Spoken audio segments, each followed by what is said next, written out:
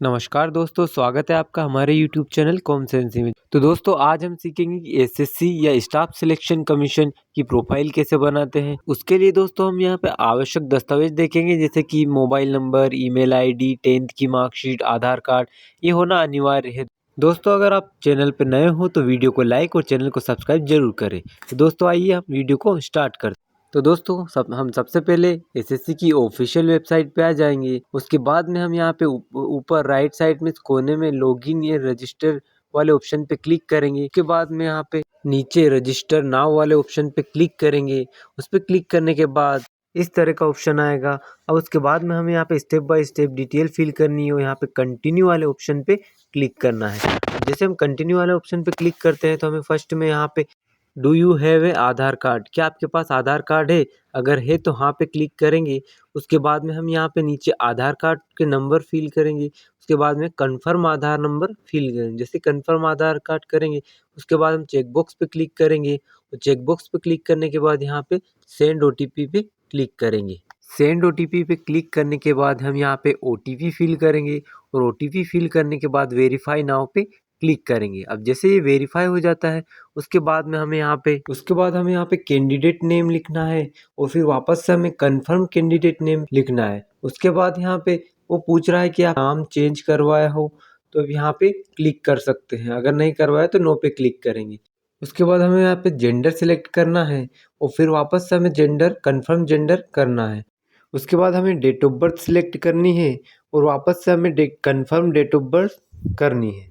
जैसे हम confirm date of birth करते हैं उसके बाद में हमें यहाँ पे नीचे फादर नेम लिखना है और वापस से कंफर्म फादर नेम करना है। फिर उसके बाद में यहाँ पे नीचे हमें मदर का नेम लिखना है और वापस से कंफर्म मदर नेम करना है। उसके बाद हमें यहाँ पे 10th कौन से बोर्ड से की है हमने वो बोर्ड सिलेक्ट करना है। उसे सिलेक्ट करने के बाद यहाँ पे उसके बाद हमें वापस से बोर्ड का नाम कंफर्म करना है और बोर्ड का नाम कंफर्म करने के बाद हमें यहाँ पे 10th के रोल नंबर लिखने हैं। उसके बाद वापस से रोल नंबर को कंफर्म करना है। उसके बाद हमने 10th कब पास की है वो ईयर सिलेक्ट करना है, वापस से कंफर्म ईयर करना है। उसके बाद में हमें यहाँ पे हाईएस्ट क्वालिफिकेशन सिलेक्ट करनी है, जैसे कि हमने 12th कर रखी है या ग्रेजुएशन कर रखी है, पोस्ट ग्रेजुएशन करने की कर रखी है, उसे सिलेक्ट करना है, वापस से कंफर्म करना है। और कंफर्म करने के बाद यहाँ पे मोबाइल नंबर फिल करना है और मोबाइल नंबर फिल करने के बाद हमें यहाँ पे सेंड ओटीपी पे क्लिक करना है। उसके बाद जो हमारे मोबाइल नंबर पे ओटीपी आएंगे उस ओटीपी को यहाँ पे फिल करना है और फिल करने के बाद वेरीफाई पे क्लिक करना है। अब जैसे वेरीफाई होता है उसके बाद हमें यहाँ पे ईमेल आईडी डालनी है और ईमेल आईडी डालने के बाद हमें गेट ओटीपी पे क्लिक करना है।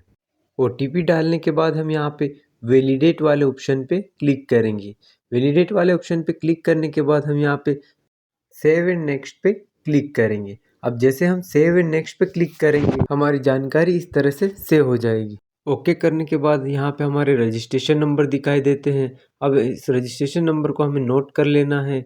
उसके बाद में हमें यहाँ पे कंटिन्यू पे क्लिक करना है। अब जैसे हम कंटिन्यू पे क्लिक करेंगे उसके बाद में हमें यहाँ पे रजिस्ट्रेशन नंबर फिल करना है और रजिस्ट्रेशन नंबर फिल करने के बाद हमें यहाँ पे पासवर्ड फिल करना है। उसके बाद कैप्चा फिल करना है और कैप्चा फिल करने के बाद हम यहाँ पे साइन इन पे क्लिक करना है। साइन इन पे क्लिक करने के बाद दोस्तों हम अपने पासवर्ड को अपडेट करेंगे, तो उसके लिए हमें ओल्ड पासवर्ड डालना है और ओल्ड पासवर्ड डालने के बाद यहाँ पे न्यू पासवर्ड डालना है। दोस्तों ध्यान रहे कि जो न्यू पासवर्ड होगा उसमें हमारा फर्स्ट लेटर कैपिटल और स्मॉल लेटर, उसके बाद में नंबर, स्पेशल लेटर, ये होना अनिवार्य है। और दोस्तों इसमें कोई पॉइंट या स्पेस नहीं होना चाहिए, अन्यथा वो पासवर्ड नहीं लेगा। अब जैसे हम कंफर्म पासवर्ड करेंगे। अब कंफर्म पासवर्ड करने के बाद हमसे यहाँ 2 क्वेश्चन पूछे जाते हैं, जैसे कि मान लो हमें पासवर्ड भूल जाते हैं तो इस क्वेश्चन के जरिए हम यहाँ पे पासवर्ड को रिकवर कर सकते हैं। इन दोनों क्वेश्चन को अपने हिसाब से फिल करना है। जैसे कि यहाँ पे पूछा है कि आपका जन्म कहाँ हुआ है तो उसकी आप सिटी डाल सकते हैं। उसके बाद में दूसरे क्वेश्चन में पूछा गया है कि आप स्कूल कहाँ गए, उस स्कूल का नाम या उस स्कूल का जो स्थान है वो डाल सकते हैं। उसके बाद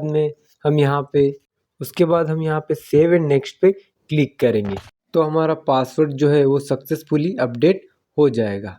उसके बाद में दोस्तों हमें यहाँ पे वापस से रजिस्ट्रेशन नंबर डालना है और पासवर्ड जो अभी हमने अपडेट किए वो पासवर्ड डालना है।